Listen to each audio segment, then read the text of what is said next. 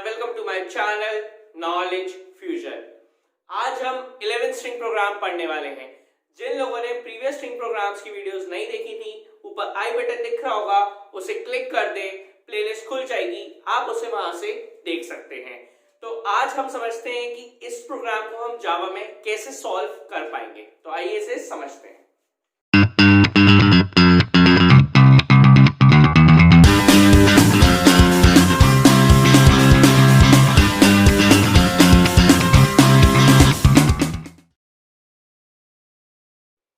जैसा कि आप देख सकते हैं कि आज हम सेकेंड स्ट्रिंग फॉर्मेट सॉल्व करने वाले हैं। फॉर्मेट क्या है?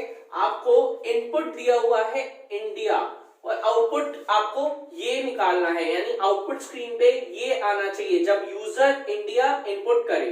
तो ये आउटपुट कैसे आएगा उसके लिए मैंने कोड ऑलरेडी लिखा हुआ है। मैंने हमेशा आपको बताया है जावा की स्टार्टिंग हमेशा क्लास से होती है। क्लास को एक पर्टिकुलर नाम दिया जाता है जो आपके प्रोग्राम को डिफाइन करता है, आपके प्रोग्राम को एक्सप्लेन करता है। मैं स्ट्रिंग का क्वेश्चन कर रहा हूं और मैं 11 क्वेश्चन कर रहा हूं, तो मैं इसको नाम दे रहा हूं स्ट्रिंग 11। इसके लिए मैं एक और नाम दे सकता था, मैं दे सकता था स्ट्रिंग फॉर्मेट 2। तो ये नाम पूरा आप पे डिपेंड करता है कि आप इसे कुछ भी दे सकते हैं। उसके बाद मैं लगा दिया कर्ली ब्रेस।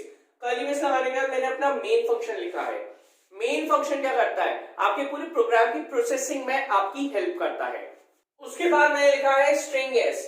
एस क्या है? एस एक वेरिएबल है जिसकी वैल्यू किसने कौन इनपुट करता है? यूजर इनपुट करता है। एस की वैल्यू यूजर इनपुट करता है और एस जो है उसका डेटा टाइप है स्ट्रिंग, यानी ये हमें क्या इंफॉर्मेशन प्रोवाइड करता है? इससे हमें ये पता चलता है कि एस के अंदर आप सिर्फ स्ट्रिंग वैल्यू ही स्टोर कर सकते हो, कोई इंटीजर वैल्यू नहीं, कोई कैरेक्टर वैल्यू नहीं, सिर्फ स्ट्रिंग वैल्यू ही आप स्टोर कर सकते हो। उसके बाद मैंने लगा दिया कर्ली ब्रेस। कर्ली ब्रेस लगाने के बाद हमारा जो स्टेप 1 है वो कंप्लीट हो चुका है। अब बारी आती है स्टेप 2 की, जिसमें वो वेरिएबल्स लेते हैं जो हमारे प्रोग्राम को सॉल्व करने में हमारी हेल्प करते हैं। तो अब मैंने यहाँ पे दो वेरिएबल्स लिए हैं, आई और एल। दोनों ही कौन से डेटा टाइप के हैं? इंट डेटा टाइप, यानी इंटीजर डेटा टाइप के हैं।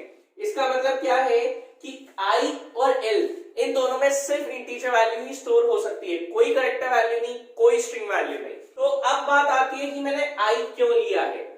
देखिए, जब भी आप किसी स्ट्रिंग पे वर्किंग करते हैं, किसी स्ट्रिंग पे काम करते हैं, तो आपको उसके हर एक एलिमेंट के पास जाना होता है। तो हर एक एलिमेंट के पास जाने के लिए आपको स्ट्रिंग को ट्रैवर्स करना होता है, यानी कि स्ट्रिंग अगर यहां से स्टार्ट हो रही है और यहां खत्म हो रही है तो हर एक एलिमेंट के पास जाना पड़ेगा। तो जाने के लिए लूप चलाना पड़ता है। तो लूप के लिए मैंने एक वेरिएबल लिया है जो कि है आई। उसके अंदर मैंने एक वेरिएबल लिया है एल। एल मैंने किस लिए लिया है? सबसे इंपॉर्टेंट बात, जब भी आप किसी स्ट्रिंग पे वर्किंग करेंगे तो उस स्ट्रिंग की लेंथ मालूम होना बहुत ज्यादा जरूरी होता है। तो जब मैं उसकी लेंथ कैलकुलेट करूंगा तो उसे मुझे कहीं स्टोर कराना पड़ेगा, तो उसकी जो लेंथ है वो मैं एल में स्टोर कराऊंगा। तो ये थे मेरे दो वेरिएबल्स। तो अब सबसे ज्यादा इंपॉर्टेंट बात आती है। इंपॉर्टेंट बात क्या आती है कि ये जो फॉर्मेट है ये किसकी हेल्प से सॉल्व होगा? तो इसको सॉल्व करने के लिए आपको एक स्ट्रिंग फंक्शन है वो मालूम होना बहुत जरूरी है। तो जिन लोगों को वो फंक्शन नहीं आता, ऊपर आई बटन दिख रहा है, उसे क्लिक करो, सबस्ट्रिंग करके एक स्ट्रिंग फंक्शन मिलेगा, उससे पहले देखो, उसके बाद इसको समझना। और जिन लोगों को आता है इस प्रोग्राम को ध्यान से समझिएगा।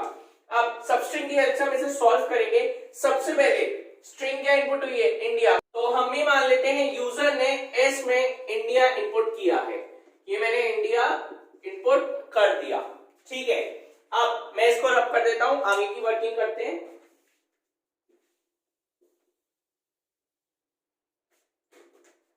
तो अब सबसे पहले हम क्या करेंगे? लेंथ काउंट करेंगे। L is equals to s dot length दिया हुआ है, तो इसकी लेंथ क्या होगी? सबसे पहले हम इसकी इंडेक्सिंग कर लेते हैं। 0 1 2 3 4। तो इसकी लेंथ कितनी आएगी? 5 आएगी। लेंथ जो कि है एक स्ट्रिंग फंक्शन है जिसकी वीडियो ऑलरेडी अपलोडेड है, ऊपर आई बटन क्लिक कर दो, आपको वहां से मिल जाएगी, आप देख सकते हो। तो मैंने इसकी लेंथ कैलकुलेट कर ली 5। अब मैंने लूप चलाया i is equals to l, i is greater than equal to 1, i minus minus. Loop 3 parts में चलता है, इनिशियलाइजेशन, कंडीशन चेकिंग, अपडेशन। तो इनमें से सबसे पहला पार्ट है इनिशियलाइजेशन की लूप मेरा स्टार्ट कहां से होगा। तो i इक्वल्स टू l का मतलब है कि मैं लूप स्टार्ट कर रहा हूं i इक्वल्स टू 5 से। l की वैल्यू हमारी कितनी है? 5 है, तो i की वैल्यू कितनी हो जाएगी? 5 हो जाएगी। मैंने ऐसा क्यों किया? यहाँ पे ध्यान से देखिएगा, सबस्ट्रिंग फंक्शन जो कि आप लोगों ने पढ़ा हुआ है उसके हिसाब से क्या होगा कि 0 से लेके 4 तक मुझे प्रिंट करना है, तो हमेशा जो भी चीज प्रिंट करनी होती है हम उससे एक ज्यादा लेते हैं। पहली लाइन में मुझे 0 से लेके 4 तक, 4th इंडेक्सिंग तक प्रिंट करना है, तो मैं लूंगा 0 से लेके 5, क्योंकि सबस्ट्रिंग क्या करता है, एक इंडेक्सिंग कम तक प्रिंट करता है, यानी 5 पे जो भी एलिमेंट होगा वो प्रिंट नहीं होगा, 5 से एक कम यानी 4 तक जो भी एलिमेंट होगा वो प्रिंट होगा। अब मुझे आई एंड डी आई, यानी शुरुआत मेरी कहां से हो रही है, 0 से, खत्म कहां पे हो रहा है, स्मॉल आई पे। स्मॉल आई क्या है मेरा, 3 है, तो 3 से एक ज्यादा यानी 4 लेंगे, ठीक है। अब शुरुआत मेरी कहां से हो रही है, 0 से, खत्म कहां पे हो रहा है, डी पे। डी की इंडेक्सिंग क्या है, 2 है, तो 2 से एक ज्यादा 3 लेंगे। अब शुरुआत मेरी कहां से हो रही है, 0 से, तो 0 के बाद क्या है, खत्म कहां पे हो रहा है मेरा, n पे, तो n की इंडेक्सिंग क्या है, 1 है, तो एक ज्यादा लेंगे, तो ये हो गया हमारा 2। शुरुआत कहां से हो रही है, 0 से, खत्म कहां पे हो रहा है, i पे ही खत्म हो रहा है, i की इंडेक्सिंग क्या है, 0 है, यानी 0 से शुरू हो रहा है, 0 पे खत्म हो रहा है, पर जिस पे खत्म हो रहा होता है उससे एक ज्यादा लेते हैं, तो ये हमारा कितना हो गया, 1 हो गया।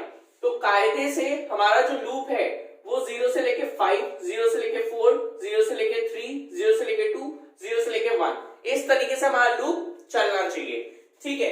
तो अब मैंने i इक्वल्स टू 5 और i is greater than equal to 1, यानी 5 से लेके 1 तक का लूप चलाया। ऐसा क्यों किया, देखिए सबसे पहले i की वैल्यू 5 होगी, तो s डॉट सबस्ट्रिंग 0,5 यही आना चाहिए था।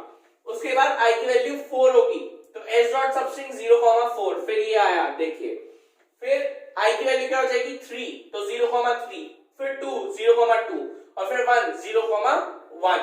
तो अगर मैं i को 5 से शुरू करूं और 1 पे खत्म करूं तो एग्जैक्ट यही पैटर्न की कोडिंग आ जाएगी। अब इसको ट्राई रन करके इसको सॉल्व करके देखते हैं कि आता है या नहीं।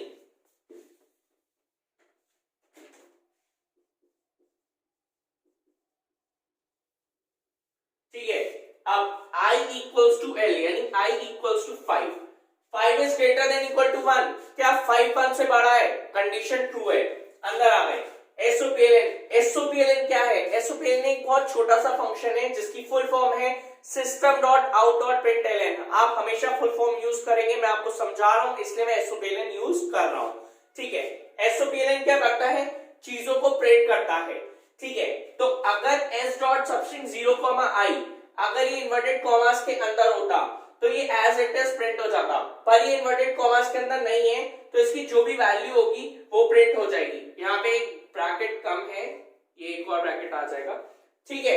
अब s dot substring 0,i, i की वैल्यू क्या है, यहाँ पे i की वैल्यू 5 है, यानी 0,5।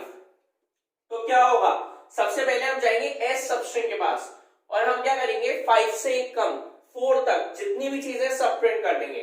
तो हम 0 से लेके 4 तक जितनी भी चीजें वो सब प्रिंट कर देंगे। 0 से लेके 4 तक क्या है, आई एन डी आई, ये पूरा इंडिया, तो आई एन डी आई ए, ये पूरा इंडिया प्रिंट हो जाएगा। इसके बाद एलएन लगा हुआ है, तो एलएन क्या काम करता है, एलएन का मतलब होता है न्यू लाइन या फिर नेक्स्ट लाइन। तो ए के बाद हम नेक्स्ट लाइन, यानी आपका जो कर्सर है वो यहाँ पे ऑटोमेटिकली आ जाएगा। इसके बाद आप वापस यहाँ ऊपर जाएंगे लूप के थर्ड पार्ट पे। लूप का जो थर्ड पार्ट है वो होता है अपडेशन। तो अपडेशन में लिखा हुआ है आई माइनस माइनस, इसका मतलब आई की आपकी जो भी वैल्यू है उससे हम 1 से डिक्रीज कर देंगे। तो आई की वैल्यू क्या है, 5 है, तो 5 को डिक्रीज करके हमने 4 लिख दिया। अब हम वापस कंडीशन चेक करेंगे, 4 is greater than equal to 1, क्या 4 1 से बड़ा है, कंडीशन बिल्कुल ट्रू है। कंडीशन ट्रू है तो हम वापस अंदर आ जाएंगे, SOPLN s dot substring 0,i और इस बार i की वैल्यू क्या है, i की वैल्यू 4 है। तो 0 से लेके 4 तक तो हमें क्या करना है, 0 से लेके 4 तक जो भी चीज है उसे प्रिंट करानी है। पर सबस्ट्रिंग में क्या होता है, जो नंबर जिसपे स्ट्रिंग एंड हो रही होती है उससे एक कम तक करते हैं। तो 0,4 है, तो 4 से एक कम क्या होगा, 3। तो 0 से लेके 3 तक जितनी भी चीजें हैं उसे हम प्रिंट करा देंगे। 0 से लेके 3 तक है INDI, तो ये INDI ये हमने प्रिंट करा दिया। इसके बाद वापस आप ऊपर जाएंगे, i माइनस माइनस i के लूप को फिर से एक बार अपडेट करेंगे, i की वैल्यू को फिर से एक बार डिक्रीज करेंगे, तो i की वैल्यू क्या हो जाएगी, i की वैल्यू 3 हो जाएगी। अब आप वापस कंडीशन चेक करेंगे। 3 is greater than equal to 1, क्या 3 1 से बड़ा है? कंडीशन ट्रू है, कंडीशन ट्रू है, अंदर आ जाएंगे। S o p l n s dot substring 0, i, और इसमें आई की वैल्यू है 3, तो 0 से लेके 3 तक हमें वर्किंग करनी है। 3 जो है वो हमारा एंडिंग इंडेक्स है, तो हम क्या करेंगे, 3 से एक कम तक हम लेंगे, यानी 0 से लेके 2 तक जो भी वैल्यू है उसे प्रिंट कराएंगे। तो 0 से लेके 2 तक क्या है, आई एन डी, तो ये तीन चीजें प्रिंट हो जाएंगी, I N D.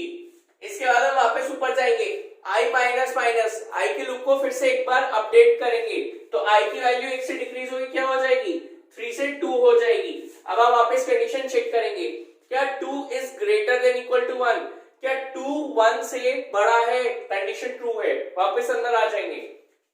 S dot substring 0, i, और इस बार आई की वैल्यू क्या है, आई की वैल्यू 2 है, तो 2 जो है वो हमारी एंडिंग इंडेक्स है। तो हम क्या करेंगे, आई की वैल्यू को एक कम तक चलाएंगे, यानी 0 से 1 तक, 0 से 1 तक जितनी भी एलिमेंट्स हैं उसको हम प्रिंट कर देंगे। तो 0 से लेकर 1 तक क्या है, आई और एन, 0 और 1 पे क्या है, आई और एन, तो आई और एन प्रिंट कर देंगे। क्योंकि हमने ऐसा, क्योंकि 2 हमारा एंडिंग इंडेक्स था, तो जो एंडिंग इंडेक्स होता है वो जो एलिमेंट होता है वो प्रिंट नहीं होता, तो 2 जो है, 2 पे क्या है, डी, तो डी प्रिंट नहीं होगा। अब आप वापस ऊपर जाओगे, आई माइनस माइनस, आई को फिर से एक बार अपडेट करोगे, आई की वैल्यू 1 से डिक्रीज करोगे, आई की वैल्यू हो गई 1। अब आप वापस कंडीशन चेक कराओगे, क्या 1 इज ग्रेटर देन 1, क्या 1 1 से बड़ा हो सकता है, बिल्कुल गलत, कंडीशन हो गई फॉल्स। पर क्या 1 1 की इक्वल है, कंडीशन ट्रू, यानी इससे हमें क्या पता चला, दोनों में से अगर एक भी कंडीशन ट्रू होगी तो वो ट्रू माना जाएगा। तो कंडीशन आपकी ट्रू है, आप वापस अंदर आ जाएंगे। एस डॉट सबस्ट्रिंग 0, आई, इस बार आई की वैल्यू क्या है, इस बार आई की वैल्यू 1 है। जब आई की वैल्यू 1 है तो 0, 1, तो जो 0 पे जो भी एलिमेंट है वो प्रिंट हो जाएगा। 0 पे एलिमेंट क्या है, आई है, ये आपका आई जो है वो प्रिंट हो गया। अब जो 1 पे जो एलिमेंट है वो प्रिंट नहीं होगा, क्योंकि 1 हमारा एंडिंग इंडेक्स है, तो जो एंडिंग इंडेक्स होता है वो वाला एलिमेंट प्रिंट नहीं होता, तो जो n है वो प्रिंट नहीं होगा, यहां तक ही हमारा प्रिंट होगा। अब हम वापस ऊपर जाएंगे, आई माइनस माइनस, आई के लूप को फिर से एक बार अपडेट करेंगे, तो आई की वैल्यू 1 से डिक्रीज होके 0 हो जाएगी। अब आप वापस कंडीशन चेक कराओगे, क्या 0 is greater than equal to 1, क्या 0 1 से बड़ा है, नहीं, क्या 0 1 के इक्वल है, नहीं, कंडीशन हो गई कंप्लीटली फॉल्स। कंडीशन जब आपकी फॉल्स हो गई तो आप लूप के बाहर आ जाओगे, लूप के बाहर आके आप देखोगे आपका प्रोग्राम जो है वो कंप्लीट हो गया, और इनफैक्ट जो आपको आउटपुट चाहिए था वो भी बिल्कुल सही आ गया है। इनपुट आपने किया था इंडिया और आउटपुट आपको एग्जैक्ट वही मिल गया जो आना चाहिए था। सो ये तरीका था इसको सॉल्व करने का। सबसे इंपॉर्टेंट चीज थी इसमें एस डॉट सबस्ट्रिंग, इसको याद रखना सबसे ज्यादा इंपॉर्टेंट है। So that's it for the day. ये थी कंप्लीट एक्सप्लेनेशन 11 स्ट्रिंग प्रोग्राम की। आइए अब इसे प्रैक्टिकली देखते हैं। तो जैसा कि आप यहाँ देख सकते हैं, जो प्रोग्राम मैंने अभी आपको एक्सप्लेन किया था उसका कोड मैंने यहाँ लिखा हुआ है। सबसे पहले हम इस कोड को कंपाइल करेंगे। तो जैसे ही मैंने कंपाइल पे क्लिक किया, लिखा हुआ आ गया class compiled no syntax error, यानी इस पूरे प्रोग्राम में कोई भी डाउट नहीं है, कोई भी गलती नहीं है, पूरा प्रोग्राम ठीक है। अब हम इसे क्लोज कर देते हैं। क्लोज करने के बाद अब हम इसका ऑब्जेक्ट क्रिएट करेंगे। ऑब्जेक्ट किस लिए क्रिएट किया जाता है, ताकि हम इस प्रोग्राम को कॉल करा सकें। हमेशा याद रखिएगा, जो आपकी स्ट्रिंग वैल्यू होती है वो हमेशा डबल कोट्स में आती है। कभी भी आपकी स्ट्रिंग वैल्यू डबल कोट्स के बिना नहीं लिखी जा सकती। अब लेट्स फॉर से हम इनपुट देते हैं इंडिया, और देखते हैं जो पैटर्न मैंने अभी आपको एक्सप्लेन किया था क्या वही आउटपुट आता है या नहीं।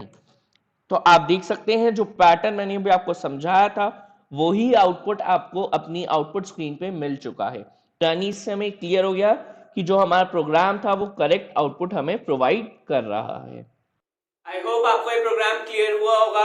अगर ये वीडियो पसंद आई हो तो इसको लाइक करें, शेयर करें और चैनल को जरूर सब्सक्राइब करें। और एक इंपॉर्टेंट बात, अगर आपको कोई भी कैसा भी डाउट है या फिर कोई भी क्वेरी है तो आप मुझे कांटेक्ट कर सकते हैं। मेरी मेल आईडी, मेरा कांटेक्ट नंबर और मेरी इंस्टाग्राम आईडी डिस्क्रिप्शन बॉक्स में अवेलेबल है। Have a good day.